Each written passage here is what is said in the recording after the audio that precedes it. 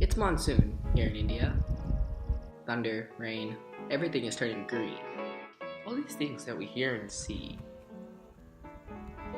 what do they have in common? Well, mathematically, they're all signals, functions of time or place. Look at this hillside and the spot created by this monochrome laser beam. They're the same color, but the hillside looks far more interesting. Now, listen to this tone. And this note. They sound the same, but the note from the piano sounds far richer.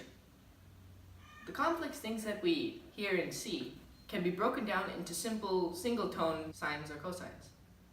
Let's listen to a tone again, but this time for a smaller period.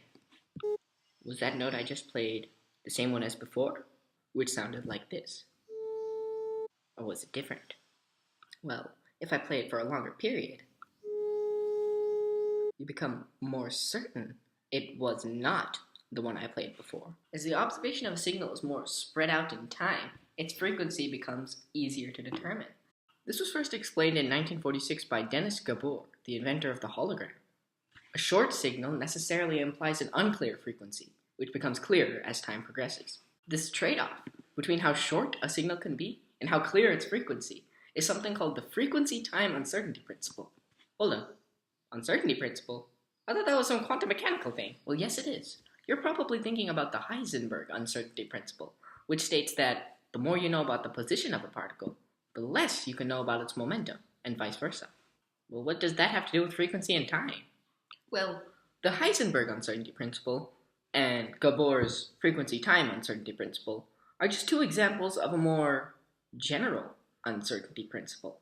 Remember when I said before that we can break down any signal into simple single-tone functions? Well, Joseph Fourier showed us a way to do just that. He proved that by a weighted summing of all the integer frequencies of sine and cosine, you can uniquely make up any signal you want. And if we think about this not as the sum of the waves, but as the set of their weights, we can visualize the Fourier transform like so.